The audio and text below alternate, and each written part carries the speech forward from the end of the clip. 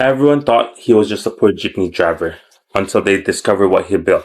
Okay, so imagine this. You live on a quiet street in Davao City. Nothing fancy. Regular houses, regular families, people waking up early, going to work, paying bills, stretching salaries, borrowing money before payday, and talking about whoever just bought a new motorcycle. And on that street, there is a jeepney driver. Every morning, he leaves before sunrise. Every night, he comes home tired, smelling like diesel, dust, sweat, and city traffic. He does not wear expensive clothes. He does not own flashy cars. He does not talk about business. He does not invest in crypto. He does not trade stocks. Ginagawa nito. He does not attend financial seminars or post inspirational quotes about wealth. Hindi nagpa-Facebook, hindi nagpo-post, hindi nag-share ng mga love quotes or ano ba. But to his neighbors, jeepney driver lang si kuya. Yung alam mo na, ordinary, quiet, maybe pobre. But every single day for 15 years, he saves 200 pesos. Hindi sometimes, but when the business is good, every day. And when he dies, his family discovers something nobody in the street expected. The quiet jeepney driver had become one of the wealthiest people in the neighborhood, not because he got lucky, because he never stopped.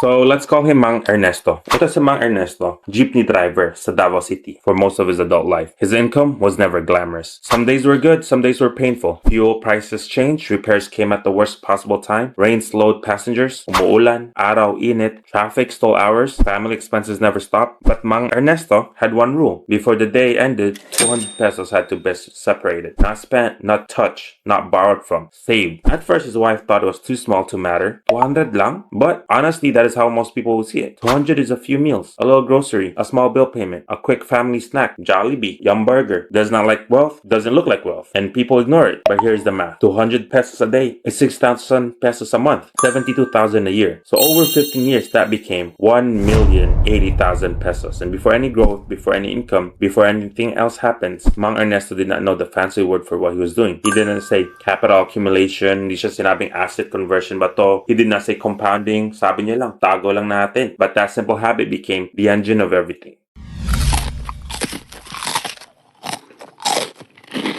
At first, Mang Ernesto saved in cash. Envelopes, patago-tago, tin cans, alcansya, small lockbox hidden inside the house. Very old school, very Filipino, very ordinary. But after a few years, that savings became too big to ignore. Ang dami niyang pera siguro no, nakatago sa ilalim ng kama. So made his first major decision. Hindi siya bumili ng kotse, Toyota ba yan or Wigo. He did not upgrade his lifestyle. He did not throw a huge party. He bought a small piece of land on the edge of a developing area. At that time, the land did not look impressive. It was not in the center of the city. It was not beside a mall. It was not kind of any property people bragged about, but it was affordable. And more importantly, it was real. Remember guys, kung bibili ka ng lote, titulo, meron, maganda yung location, and that's a good physical asset. Something na hindi mawawala kung sa trade, or, a forgotten password like that Bitcoin story from before, or a sudden market crash. People around him were buying appliances on installment, bumibili ng microwave. Mang Ernesto was buying dirt, and that dirt quickly changed his family's fortune. He kept driving, kept saving, kept living. Every day, bayad, kumukuha ng sinsilyo. Estudyante ba? He built 2 small rental rooms on that land. Nothing luxury, simple rooms. Yung may wall, may roof, comfort room, and enough for workers, students, or young couple starting out because lahat naman tayo nagre-rent, diba? Pag hindi tayo mayaman, kung wala tayong bahay. Rent was not huge, but it was steady. And this is where the hidden compounding started. The rooms earned rent. The rent helped build another room. And the new room created more rent. Then that rent helped repair the property. Then another small extension flowed. Mang Ernesto had created a machine with ever calling it one. His jeepney income became savings. The savings bought the land. The land produced rent, and the rent built more rental space. And that rental space produced more income. The income reduced pressure on the family. Then the extra money went back into property again. That is compounding, not on spreadsheet, not inside an app.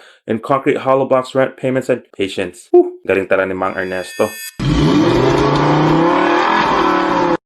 Okay, so ito yung turning point. The shocking part is that almost nobody knew. His neighbors saw the same man. Yung nakatseleras lang, old t-shirt, parang budots na t-shirt siguro. Jeepney route, same quiet walk home. Meanwhile, the property was growing. 1 room became 2, 2 became 4, and 4 became small row rental units. The land area became valuable as Davao City expands. And roads improved, more people moved in, more people needed a place to stay, and Mang Ernesto did not chase the boom. He simply positioned himself before people noticed what was happening. Tapos si Mang Ernesto Ernesto, unfortunately, one day, nagkasakit. At first, the family thought it was manageable. Then the hospitals became longer. And Mang Ernesto, sa sobrang trabaho niya siguro, sobrang babad sa init, namatay. And after the funeral, the family began organizing his papers. That's when they found the records. Old receipts, land documents, rental notebooks, handwritten list of tenants, small envelopes with dates, a notebook showing years of daily savings. His children were stunned. The man they thought they had barely managed to provide had quietly built land, rental incomes, and savings. Not millions from one lucky move, but wealth assembled pieces by piece, peso by peso, day by day. And for 15 years, that neighbors found out only later. Not because in-announce niya, hindi niya pinost sa Facebook, but because people started asking why tenants were paying rent to his family, why there were land documents under his name, and why his children were suddenly managing properties that no one knew. The jeepney driver did not look rich. That was the point. He had chosen ownership over appearance. Kaya kung nagsisave kayo, baka daming mga, alam mo na, marites dyan.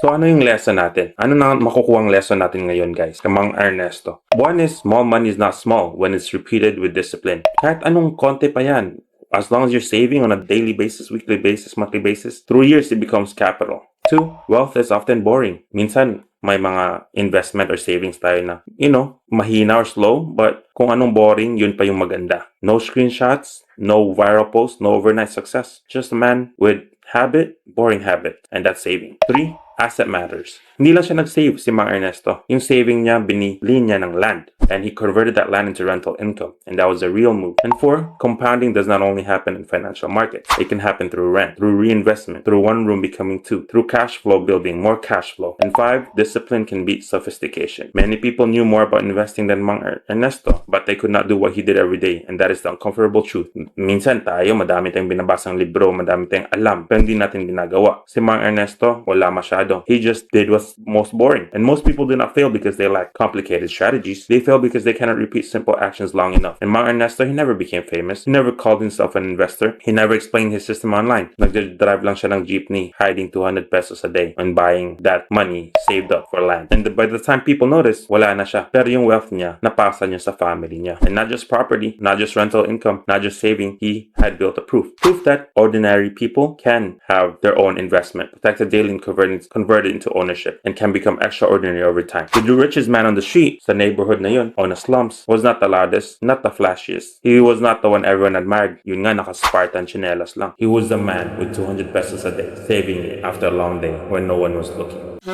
Greed Confessions, where the truth cost extra. Shh.